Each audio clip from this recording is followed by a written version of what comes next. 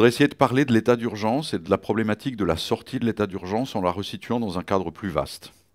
Pourquoi? Parce que je trouve que nous avons sur ces sujets un débat qui est en général un débat entièrement tronqué pour des raisons qui sont à la fois des raisons pratiques, des raisons de sociologie administrative, des raisons d'éducation de notre personnel politique aussi. J'en prends deux exemples qui sont absolument caractéristiques. À l'occasion de la sortie de ce livre où sont imprimées 3 plaidoiries que j'ai prononcées devant le Conseil constitutionnel, j'ai été pas mal à la radio et à la télévision, et à chaque fois je me suis rendu compte qu'un assez grand nombre même de journalistes qui s'intéressaient à ces questions ne savaient pas quelle était la caractéristique fondamentale de l'état d'urgence. Et la plupart des gens, je pense que globalement, nous vivons, lorsque nous sommes en dehors de l'état d'urgence, dans un régime généralement libéral qui ne permet pas de poursuivre les méchants. Je le fais à très gros traits. Mais qu'en revanche, l'état d'urgence, lorsqu'il existe, permet de poursuivre les méchants. Et à ce moment-là, la question est de savoir si il ne faut pas sacrifier un peu de nos libertés pour pouvoir efficacement poursuivre les méchants. Et vous observerez que c'est comme ça que la question se trouve posée en termes politiques et même en termes journalistiques. C'est une erreur factuelle et conceptuelle. La caractéristique de l'état d'urgence n'est pas qu'il permet mieux de poursuivre les méchants. Nous avons en France une législation antiterroriste extrêmement sévère, avec des magistrats antiterroristes qui ne sont pas généralement des humanistes bêlants, avec des juges des libertés et de la détention qui sont plutôt des juges de la détention que des juges de la liberté. Et croyez-moi, j'ai beaucoup plaidé devant eux, donc je sais de quoi je parle. Donc nous n'avons pas une magistrature judiciaire gardienne des libertés qui, globalement, soit peuplée d'idéalistes niais ou prêts à donner une deuxième chance à Mohamed Merah. Ça n'est pas du tout, il suffit de connaître un juge pour savoir que c'est pas comme ça que ça fonctionne, du juge d'instruction de base jusqu'à la chambre criminelle de la Cour de cassation. L'état d'urgence, ça n'est donc pas quelque chose qui serait efficace alors que le droit commun ne serait pas efficace, c'est quelque chose de très particulier. Ça consiste à dire que dans une période de temps limitée, au lieu que ce soit un juge qui décide qu'on peut perquisitionner chez vous, vous assigner à résidence, regarder le contenu de votre ordinateur, parce qu'encore une fois, les juges acceptent très largement qu'on fasse dès lors que la police leur présente des éléments suffisants. L'état d'urgence, ça veut dire, ça n'est plus le juge, c'est un sous-préfet. Et ça ne veut dire que ça. L'état d'urgence, c'est strictement la substitution de l'autorité administrative à l'autorité judiciaire dans l'activité de répression. À partir de là se posent plusieurs questions. Pourquoi se livre-t-on à cette substitution si notre système normal, si je puis dire, fonctionne bien? Deuxième question, s'il ne fonctionne pas bien, pourquoi ne pas se consacrer plutôt à l'améliorer, par exemple à recruter 3 fois plus de magistrats antiterroristes, plutôt qu'à décharger de cette activité les juges pour le confier à l'administration? C'est en ces termes que se pose la problématique de l'état d'urgence, et c'est en ces termes qu'elle n'est pratiquement jamais posée. L'état d'urgence, d'ailleurs, qui a été, j'y reviendrai, complètement sorti de son objet initial, a été conçu à une époque très particulière. L'état d'urgence a été conçu dans les années 50, après évidemment la Deuxième Guerre mondiale, à l'époque où ça se passait quand même assez mal dans plusieurs parties du territoire français. C'est l'époque de la répression de Madagascar, on est en pleine guerre d'Indochine, la guerre d'Algérie va commencer en 54, donc c'est une période assez dangereuse, et dans cette période-là, il y a la crainte de l'émeute, du soulèvement, et ainsi de suite. Et dans ce cas-là, les gouvernements de l'époque ont créé une sorte de loi martiale, vous voyez, c'est-à-dire pendant une durée qui n'est pas spécifiée, mais qui dans leur esprit devait être entre 48 heures et 1 semaine, en effet, plus rien de normal ne s'applique. Non pas parce qu'on juge que le système normal est inapte à réprimer sur la longue durée, mais parce qu'on juge que, si vous me passez l'expression, c'est tellement le bordel qu'il est absolument nécessaire pendant 1 semaine de voir des sous-préfets, des casques, des militaires partout, histoire que ça se calme. Et puis ensuite, on en revient à l'état normal quand il s'agit de réprimer les crimes ou de poursuivre les crimes. C'est ce système qui a été entièrement dévoyé de son objet, puisqu'on nous a fait vivre pendant 2 ans sous le régime de l'état d'urgence. Ce qui veut dire qu'implicitement, la totalité de la structure politique a porté un jugement très négatif sur le fonctionnement de notre système judiciaire en disant « il est à ce point perdu, il est à ce point inapte, il est à ce point inefficace qu'il convient d'appliquer en permanence des mesures qui étaient faites pour être appliquées 1 semaine dans des situations qui étaient plutôt celles du putsch d'Alger ou de l'insurrection de la Commune. Vous voyez, c'est pour ça que c'était fait. Ce n'était pas pour un phénomène aussi diffus et complexe que le terrorisme contemporain. Vous savez qu'en France, la règle, c'est qu'on ne peut pas vous demander vos papiers n'importe comment. ou bien il y a une opération de police judiciaire en cours, quelqu'un a fait un casse et on demande les papiers de tous les gens qui sont autour, histoire de vérifier si par hasard c'est pas Mémé Guérini qui est en train de prendre le volant de sa Porsche pour s'en aller, ou bien on pense que quelque chose est susceptible de se commettre, parce qu'on a des informations, parce que la police a des informations, et à ce moment-là, on peut demander l'identité des personnes. Il y a une chose qu'on n'a jamais admis en France, c'est qu'on puisse demander en permanence et tout le temps l'identité des personnes sans raison. C'est un très très vieux principe qui date de la jurisprudence administrative de la Troisième République, selon laquelle, en matière de contrôle de police, c'est-à-dire de police administrative, alors qu'il n'y a pas de délit accompli ou de délit qui risque de s'accomplir, en matière de police administrative, la liberté est la règle et le contrôle l'exception. Vous allez voir où je veux en venir sur l'appréciation des faits et le manque d'approfondissement sur la question des faits. Vous avez dans le projet d'état d'urgence une disposition qui prévoit le contrôle d'identité aux frontières. Alors, on imagine que c'est pour prévenir l'irruption de hordes de djihadistes derrière le drapeau de Daesh en colonne. Bon. En fait, ce n'est pas véritablement ça, puisque le contrôle aux frontières, c'est non seulement sur les frontières, mais que par frontières, on entend également les principales gares et les principaux aéroports. Et dans un rayon de 20 km pour une durée de 12 heures. Ce qui veut dire en réalité que le tiers du territoire français, et en matière de population, près de 60% de la population française, est désormais soumise au contrôle administratif.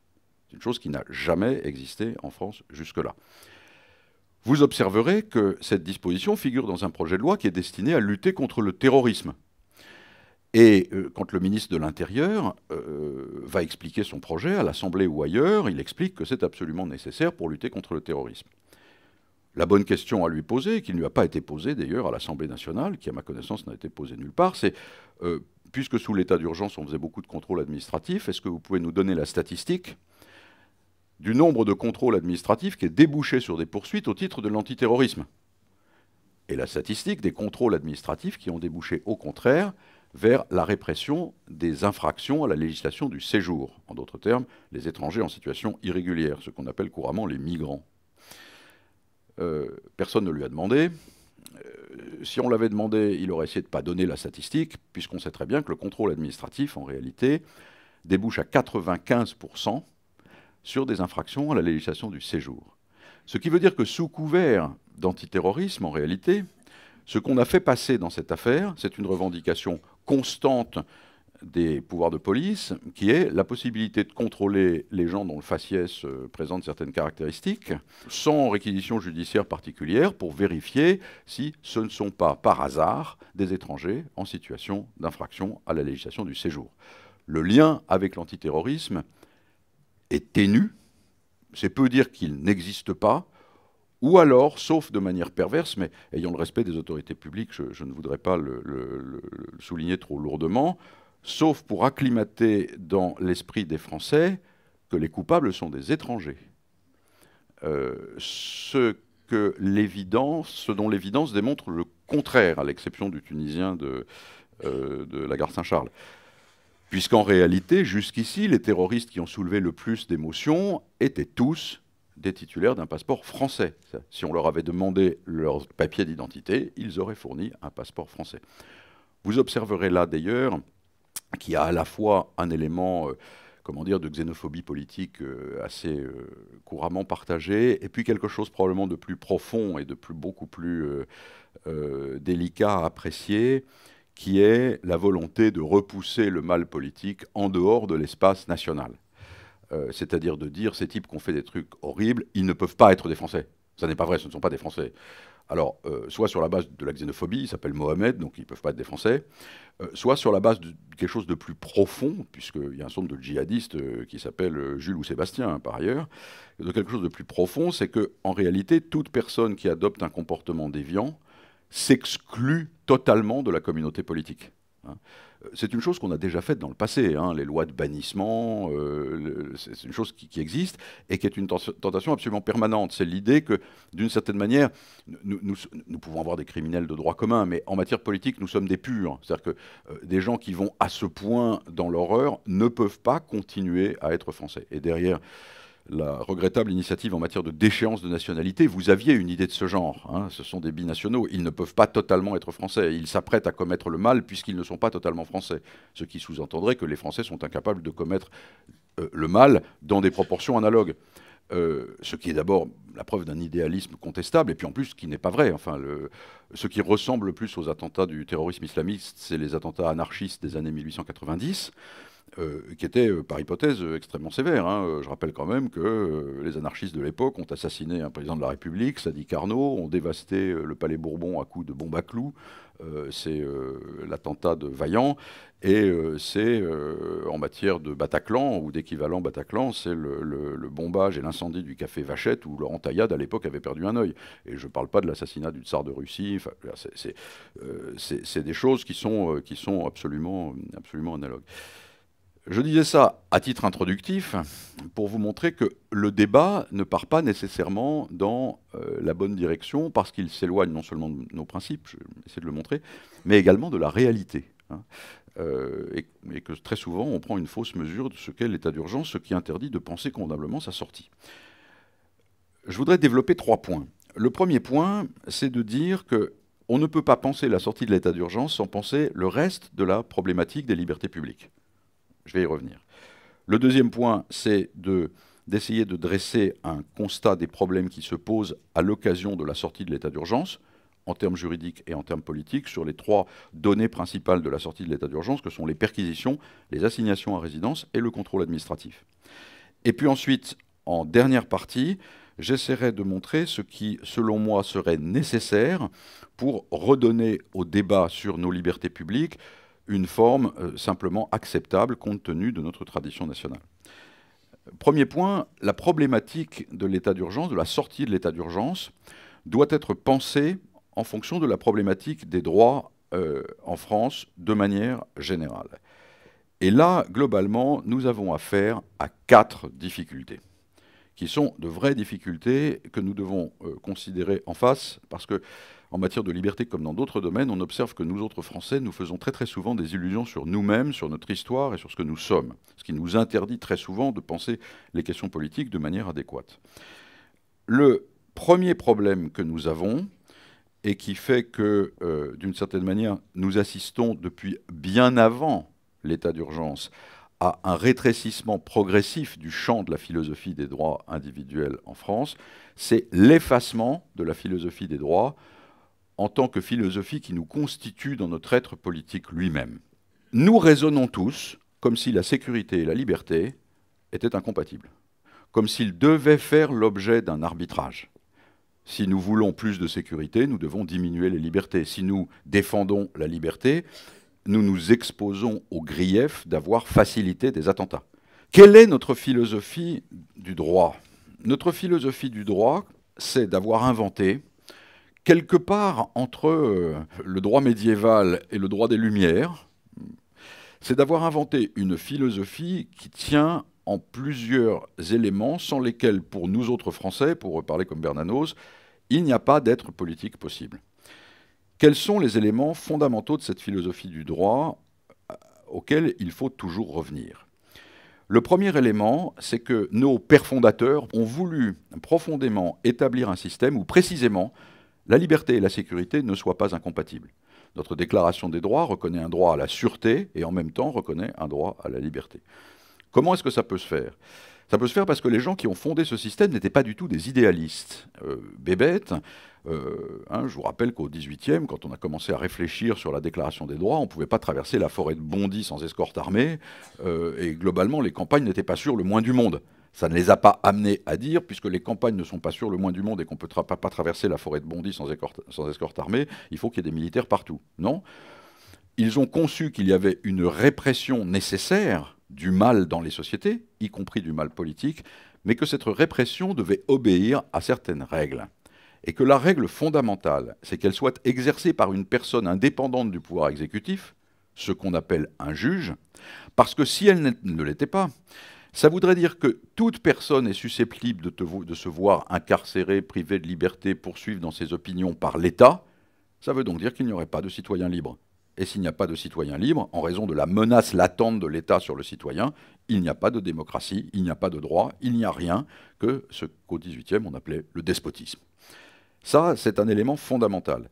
Il faut sans cesse y revenir parce que ça veut dire que notre système de droit a été pensé pour assurer à la fois la sécurité des personnes, je veux dire les rédacteurs de la Déclaration des droits n'étaient aucunement des anarchistes, ils voulaient assurer la sécurité des personnes, ils voulaient même assurer la propriété privée d'ailleurs, hein, je veux dire sur le plan de la théorie économique, ils voulaient assurer des tas de choses de ce type, mais en même temps, ils voulaient faire en sorte que dans la manière d'assurer la sécurité des personnes, l'État ne s'arroge pas le droit de disposer de l'existence politique de la totalité des citoyens membres du corps social. C'est ça le fondement de notre philosophie du droit. Ce qui fait qu'à chaque fois que vous entendez dire que la sécurité est la première des libertés, vous entendez une monstruosité philosophique. La sécurité n'est pas la première des libertés. La sécurité et la liberté sont ensemble le fondement de notre pacte social, lequel pacte social, dans son exécution, passe par des pouvoirs consentis à un juge indépendant de l'État. Il y a un deuxième élément qui est encore plus profond, et il y en a encore un troisième. Et vous verrez qu'ils vont au-delà de l'état d'urgence. Le deuxième élément, c'est que la règle de base de notre système politique, c'est que le citoyen est innocent jusqu'à ce qu'il ait été prouvé coupable. C'est-à-dire qu'avant la commission d'un crime ou d'un délit, il n'y a rien. Vous pouvez avoir de mauvaises pensées, vous pouvez avoir de mauvaises intentions. Dès lors que vous ne vous livrez pas à une apologie ayant pour but d'amener les autres de manière assez nette à commettre des crimes, dès lors que vous ne commencez pas à les exécuter, on ne peut rien vous reprocher.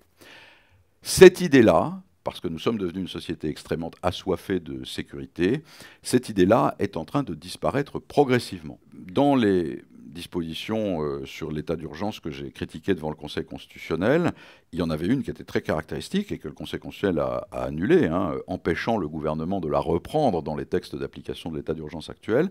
C'est une disposition qui était absolument fascinante, qui était le délit d'entreprise individuelle terroriste. Ça consiste à dire globalement que si on peut montrer que vous allez sur les mauvais sites, et si chez vous il y a un élément dangereux, l'élément dangereux dans cette réglementation pouvait être constitué par un opinel, un couteau de cuisine, ou dans un cas particulier que j'ai vu, par 3 bouteilles d'eau scotchées ensemble et constituant une sorte de massue. La combinaison de ces deux éléments pouvait conduire à vous incarcérer de manière préventive. Ça, c'est la fin de notre système. Notre système, ça consiste à dire, dès lors qu'il n'y a pas de commencement d'exécution, le citoyen doit être réputé innocent. Et encore une fois, pourquoi est-ce que notre système dit ça dans ses profondeurs? Il dit ça dans ses profondeurs parce qu'il est animé par une méfiance à l'égard de l'État. Et vous allez voir pourquoi cette question est extrêmement importante. Les gens du XVIIIe pensaient qu'il fallait penser ces choses de manière réaliste. Quand on autorise, quand on se dit que quelqu'un peut être dangereux pour la société avant d'être passé à l'acte, ça pose nécessairement la question de savoir qui va être le juge de sa possibilité de passage à l'acte. Or, le juge de sa possibilité de passage à l'acte, c'est nécessairement l'État. Et si vous remettez à l'État le soin de dire qui est dangereux dans la société, vous vous approchez de très très près d'un système totalitaire. Puisqu'en réalité, vous vous approchez du procès d'opinion, vous vous approchez de choses dont nous ne voulons absolument pas. L'un des problèmes de la réflexion sur les droits en France, et ça c'est un problème extrêmement profond, mais j'y reviendrai ensuite, c'est que la France n'est pas un pays qui s'est fondé contre l'État. Nous avons hérité d'une part de la monarchie absolue, qui a progressivement réduit l'ensemble des libertés provinciales, des corps intermédiaires, etc., au bénéfice de l'État. Et juste après la monarchie absolue, nous avons hérité d'un système jacobin, après la défaite des monarchiens et de la Gironde, mais nous avons hérité d'un système jacobin puis bonapartiste, qui en réalité a repris la totalité des éléments de l'Ancien Régime sur ce point. Ce qui fait que la présentation historique que l'on donne traditionnellement de la Révolution comme coupure, vous voyez, genre avant l'âge sombre des privilèges, après l'âge des droits, est tout sauf exact historiquement. C'est d'ailleurs le grand mérite de Tocqueville de l'avoir montré dans ce livre majeur qui est l'Ancien Régime et la Révolution. Et ça, c'est un élément absolument central. Le troisième point, donc le premier point, c'est de dire Notre système a été pensé pour que la sécurité et la liberté marchent ensemble. Le deuxième point, c'est de dire, avant le crime, même terroriste, il n'y a rien, parce que simplement, si on pense l'inverse, on remet tous les citoyens à la merci de l'État. Hein, aujourd'hui, les terroristes islamistes, mais demain, ceux qui professeront des opinions qui ne seront pas conformes à ceux du gouvernement de l'époque, dont personne ne peut prévoir ce qu'il sera. Et donc, ça, c'est quand même quelque chose d'extrêmement dangereux. Et je rappelais cet élément sur l'histoire, parce qu'en France, les Français ont une sorte de naïveté sur l'État, de cette manière. Hein. Ils pensent que l'État est neutre ou va dans le sens de l'intérêt général. Ou bien ils pensent que globalement, c'est un truc pas mal, mais plutôt pas très efficace. Ils n'ont pas la vision pessimiste qu'ont eu les constituants anglais ou américains, consistant à dire, quand on confie du pouvoir à l'État, c'est-à-dire à ses serviteurs, il en abuse pour que ses serviteurs puissent se maintenir au pouvoir. Et il peut en abuser jusqu'au despotisme. Et il n'y a pas d'illusion à avoir sur les serviteurs de l'État. Nous ne pensons pas comme ça. Les serviteurs de l'État étaient les serviteurs de la personne sacrée du roi dans un premier temps, et d'autre part, ensuite, de la supposée volonté générale, c'est-à-dire de la volonté du peuple. Ils étaient donc sacrés. Ils n'ont jamais cessé d'être sacrés au long de notre histoire. Et c'est la raison pour laquelle il est extrêmement difficile de penser le citoyen contre l'État en France. Il y a un troisième élément qui est extrêmement important et qui constitue également notre philosophie du droit et dont nous sommes également en train de nous éloigner, c'est une fois que quelqu'un a payé, il a payé. C'est l'idée très ancienne qu'il y a en fait une rédemption par la peine, qu'une fois la peine accomplie, l'homme doit être réputé libre de recommencer sa vie. Ça n'est pas une question individuelle. D'ailleurs, aucune de ces questions, vous le verrez, n'est une question individuelle. Ça n'est pas, si vous voulez, un truc néo-religieux consistant à dire allez, c'est bien, il a payé, il est pardonné, donnons-lui une seconde chance. Non, non. Dans la philosophie des droits, ça consiste à dire exactement la même chose que pour le despotisme quand on essaye de contrôler les opinions des gens. Dans la philosophie des droits, ça consiste à dire, au fond, si on pense l'inverse, comment ça va se passer? Comment organiser l'inverse? Ça veut dire que quand un type a fait sa peine, il a fini sa peine, si vous voulez le garder en prison, il y a une seule raison de le garder en prison, c'est le fait qu'il va être dangereux s'il sort. C'est-à-dire que vous substituez à l'idée de la responsabilité individuelle l'idée de la dangerosité sociale. Alors, vous pouvez le faire, on a voulu le faire en matière de rétention de sûreté pour les pédophiles, en disant les pédophiles, ils sont récidivistes, et donc il faut les garder.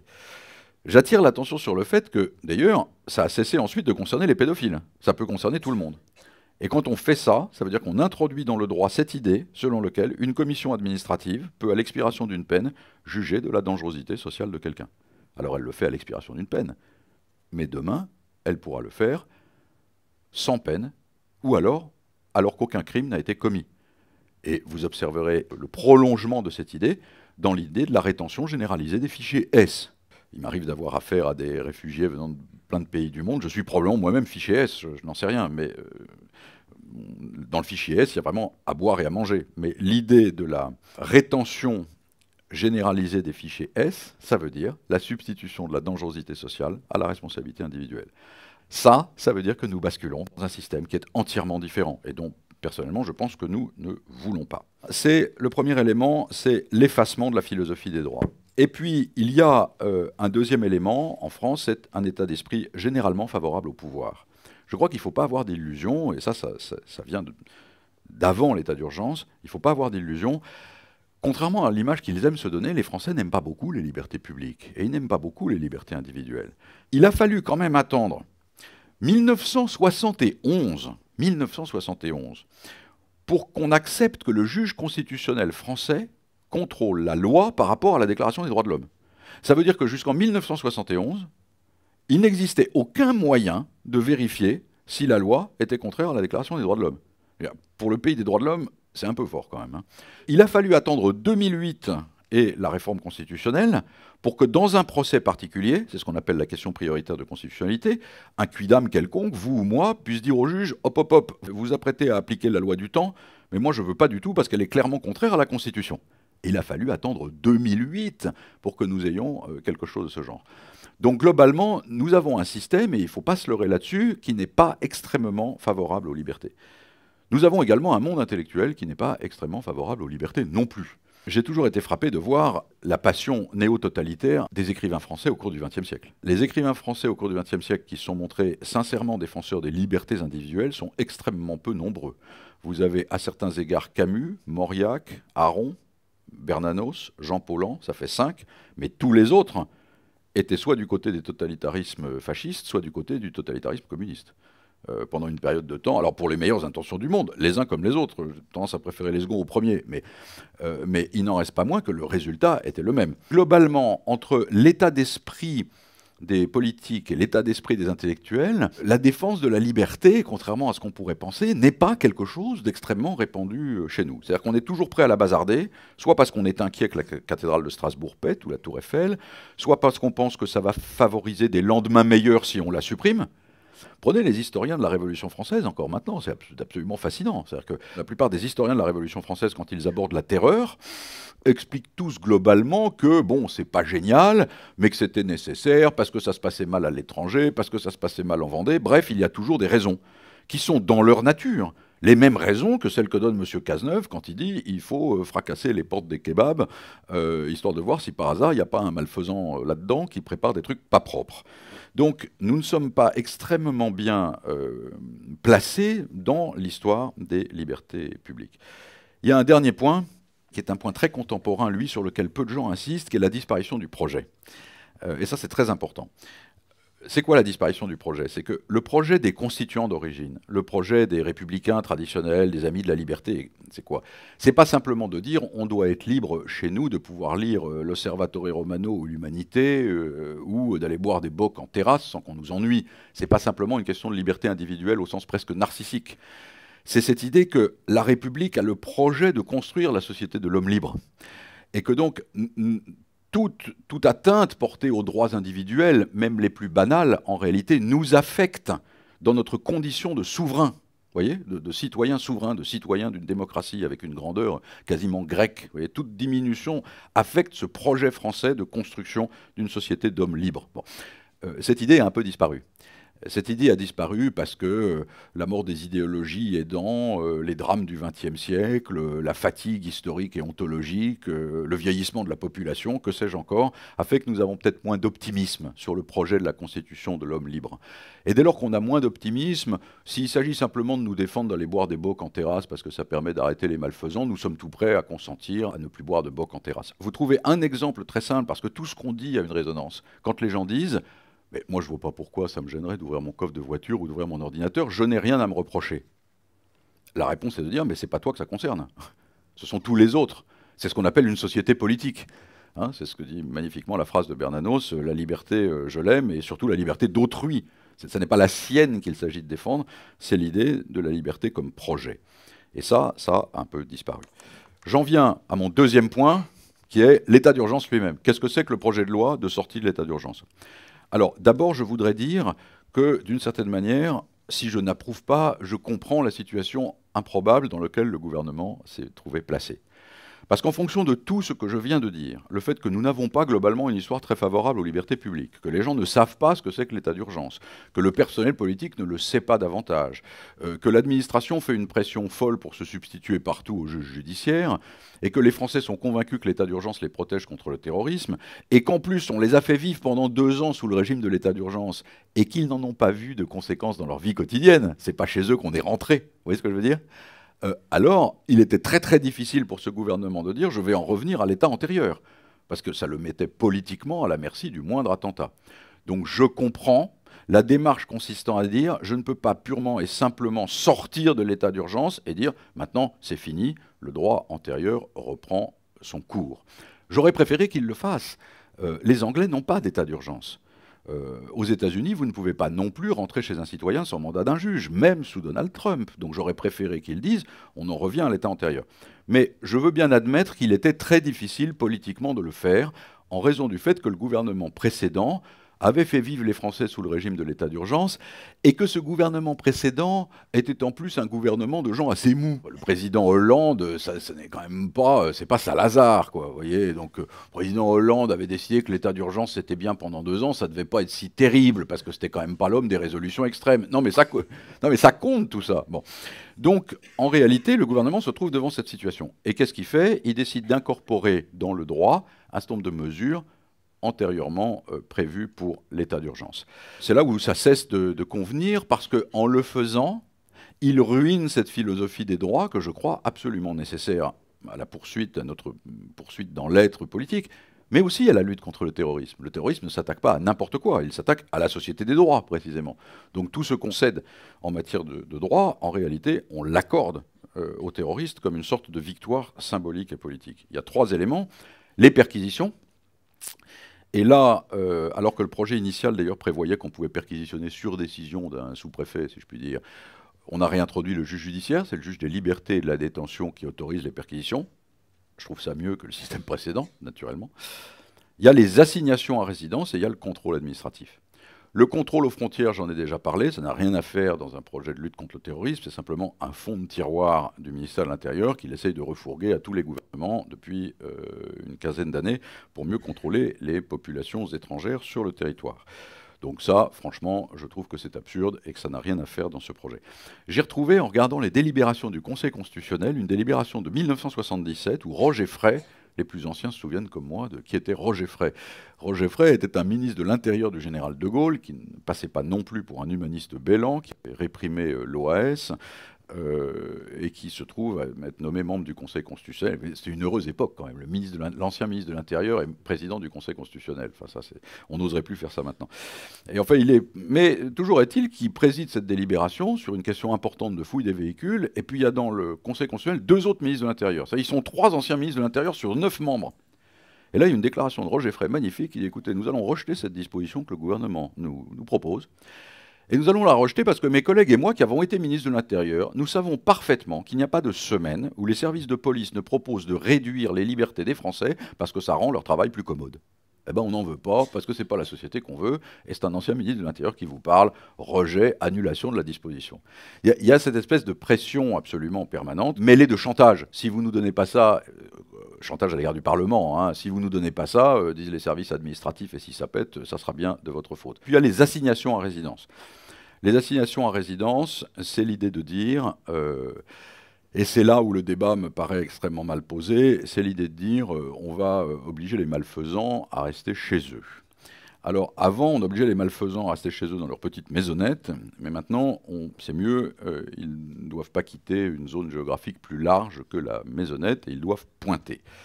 Alors, il y a 2 problèmes avec ce type de mesures qui montrent que c'est des mesures à la fois cosmétiques et dangereuses. Bon, le premier problème, c'est qu'il n'y a aucun juge pour l'autoriser avant. Et franchement, je ne vois pas ce qui s'y oppose. Il y a un juge administratif au moment du renouvellement. Hein, on a maintenu quelqu'un 3 mois ensuite. Pour continuer à l'assigner à résidence, il faut aller voir un juge en présentant ses preuves et puis le maintenir ou pas. C'est le juge qui décide qu'on le maintient ou pas. Je ne vois pas pourquoi ce juge n'aurait pas pu être saisi avant. Voilà les raisons pour lesquelles machin est dangereux. Autorisez-nous à l'assigner à résidence. L'administration, c'est sa nature, souhaite avoir la totalité du pouvoir sans contrepoids. C'est la raison pour laquelle les constitutions sont fondées. Hein. Les exécutifs cherchent à avoir la totalité du pouvoir sans contrepoids. Donc pour moi, c'est une grande faiblesse qu'on n'ait pas introduit le juge préalablement à la décision d'assigner à résidence. Après, il y a une faiblesse pratique qui est également importante. Ça veut dire quoi, assigner quelqu'un à résidence? Quand on interroge le ministre de l'Intérieur au cours du débat parlementaire, quand vous regardez les débats parlementaires, sa réponse est de dire il y a des types hyper dangereux, ils reviennent de Syrie, ou ils vont partir en Syrie, et alors on les assigne à résidence pour qu'ils partent pas. Ça pose un vrai problème. On ne va pas les assigner toute leur vie à résidence. On ne va pas attendre que le degré d'excitation hormonalo-politico-religieuse ayant diminué, le type soit trop fatigué pour aller en Syrie. Ça peut prendre des années, c'est absurde. Bon. Donc ça n'a véritablement aucun sens. Toutes ces mesures sont efficaces en réalité comme elles l'ont été au début de l'état d'urgence. Pendant 4-5 jours, si on veut, fiche le bordel dans des cellules qu'on connaît. C'est-à-dire, et que je te perquisitionne chez machin, et que je t'assigne truc-muc à résidence pour qu'il ne puisse pas parler à machin qu'on a perquisitionné. Et puis, entre-temps, je réunis suffisamment d'éléments, j'en arrête une demi-douzaine, je les présente à un juge. Mais ça ne peut pas être la règle normale de la vie dans une société démocratique. Donc ça, c'est certainement une erreur assez considérable.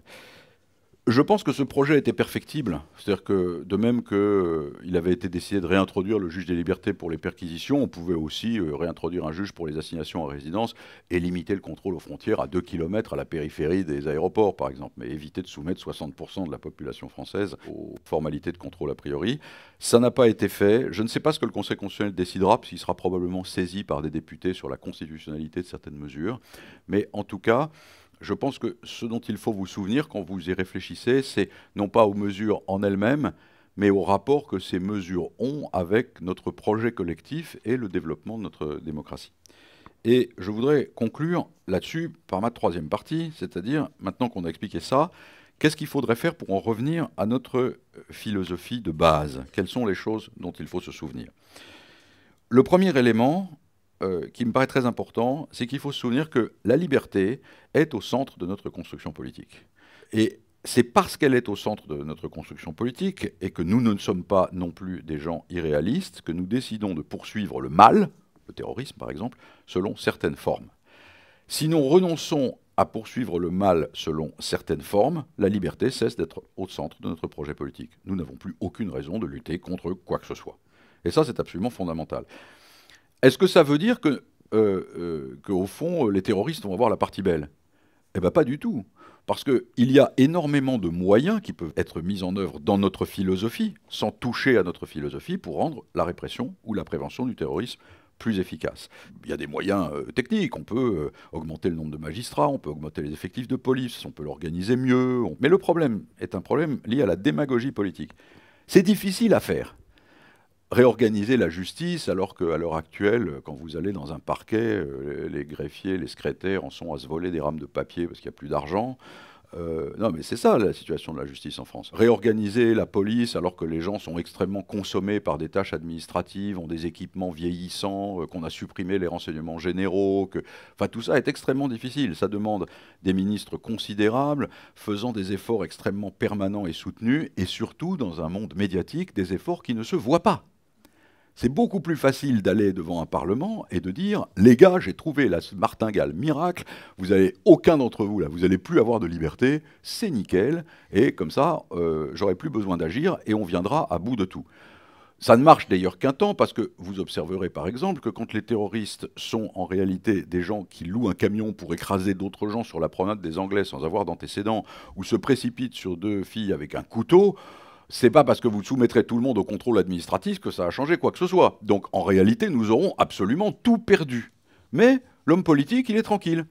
Hein, qu'est-ce qu'il a fait? Ah bah c'est superbe, on a fait l'état d'urgence, hein. Il y avait des mesures importantes à prendre, je les ai prises, j'ai supprimé les libertés de tout le monde, le reste ne me concerne pas. C'est le déclin absolu de l'activité gouvernementale au sens propre. Donc le premier élément dont il faut se souvenir pour sortir de cette affaire, ça suppose une action citoyenne, comme on dit maintenant, consistant à revenir à cette idée que parce que la liberté est au centre de notre projet politique, la répression du mal doit être faite selon des institutions prévues à cet effet par la Constitution et non pas en suspendant la Constitution. Deuxièmement, il faut retrouver le sens du réel, c'est-à-dire je vous ai dit au début, l'état d'urgence, c'est on suspend les mécanismes normaux et on confie à l'administration le pouvoir. Ah bah, la vraie question au moment du débat de l'état d'urgence, c'est est-ce que ça produit de bons effets? Après tout, on a vécu pendant 2 ans sous le régime de l'état d'urgence, donc si c'est efficace, le ministre doit pouvoir nous le montrer. 6 000 perquisitions administratives pour 40 mises en examen, dont 21 pour des faits d'apologie du terrorisme. Ça veut dire que c'est vraiment le marteau pilon pour écraser la mouche. C'est une dépense absolument délirante et totalement inefficace. Donc la vraie question qu'on devrait poser, c'est, nous autres citoyens, au moment de l'incorporation d'un certain nombre d'éléments d'état d'urgence dans le droit commun, c'est-à-dire vous les incorporez pourquoi? C'était particulièrement efficace? La preuve que non. Si ce n'était pas efficace, pourquoi voulez-vous les incorporer? Uniquement par démagogie publique ou par souci de répondre à une angoisse sociale au lieu de faire votre travail pédagogique? Ça ne nous convient pas. Et puis, si même c'était plus efficace que la répression judiciaire, c'est mon apologue de la Légion étrangère et de l'éducation nationale. Bah, pourquoi est-ce que vous ne triplez pas le nombre des magistrats antiterroristes plutôt que de leur substituer des sous-préfets? C'est une vraie question. Et ce sont des questions qu'il faudrait traiter. Or, nous avons un débat qui est éloigné, c'est très très caractéristique, non seulement des grands principes, mais encore de la réalité.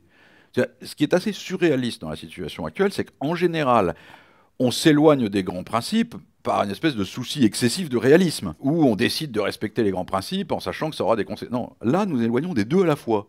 Nous sommes à la fois éloignés des principes et éloignés du réel. Nous vivons donc dans un espace extrêmement inquiétant auquel il convient de mettre fin. Il faut en troisième lieu sortir des corporatismes. Et vous avez tout un débat qui a été repris là-dessus. Le premier président de la Cour de cassation dit c'est pas bien, c'est l'autorité judiciaire qui est la gardienne des libertés publiques. C'est du fétichisme en réalité. C'est vrai, la Constitution le dit, mais la Constitution aussi reconnaît un certain pouvoir au juge administratif. Pour nous autres citoyens, ce qui est important n'est pas que le juge soit judiciaire ou administratif. Le juge administratif est tout aussi indépendant que le juge judiciaire. Hein, c'est le Conseil d'État qui a annulé, dans l'arrêt Canal, la décision du général de Gaulle de créer des cours militaires de justice statuant sans recours. Et le général de Gaulle annulait une de ses décisions au moment de la guerre d'Algérie. C'était un peu autre chose que d'annuler un arrêté de François Hollande tout de même. Hein. Pour nous, citoyens, c'est quoi l'important? C'est que le juge soit saisi, et peu m'importe qu'il soit administratif ou judiciaire, avant que la violation des droits n'ait été commise. S'il est saisi après, qu'il soit administratif ou judiciaire, ça n'a aucune importance. Nous sommes toujours à la merci de l'État. Et donc, il y a également une autre chose à faire, c'est de sortir du corporatisme. Mais enfin, il faut nous habituer, et ça c'est extrêmement important, à penser toutes ces choses en dynamique dans l'avenir, au-delà de la réaction immédiate.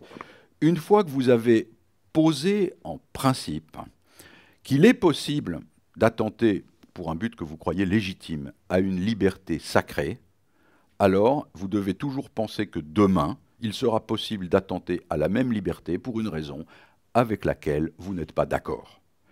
Et je vous prends l'exemple de la consultation des sites terroristes. Au fond, moi je trouve ça fâcheux, absolument fâcheux, parce que je pense que le citoyen conscient doit s'informer. On ne peut pas reprocher à quelqu'un un délit purement cognitif d'être allé consulter un site pour s'informer. Mais à l'extrême limite, ces sites me font tellement horreur que je pourrais peut-être, dans un moment d'égarement, admettre qu'on interdise de les consulter.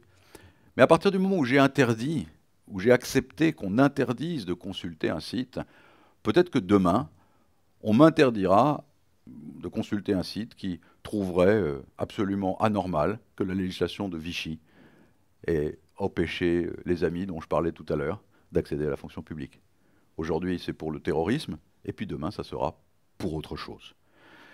Et ça, il faut sans arrêt le garder à l'esprit, comme quand on parle de révision constitutionnelle en général, comme quand on parle de modification des institutions. Globalement, M. Collomb n'est pas Pinochet, M. Macron n'est pas Salazar, tout ça n'est pas bien, mais nous vivons encore dans un système acceptable. Mais lorsque nous acceptons à l'intérieur de ce système acceptable qu'il soit porté atteinte aux principes, même pour des buts légitimes, demain, nous avons déjà accepté par avance qu'il soit porté atteinte aux principes pour un but que la majorité des Français trouveraient légitime alors qu'ils auraient tort, et que nous trouverions parfaitement illégitime. Et ça, c'est une chose par rapport à quoi il faut penser en permanence l'évolution des libertés publiques.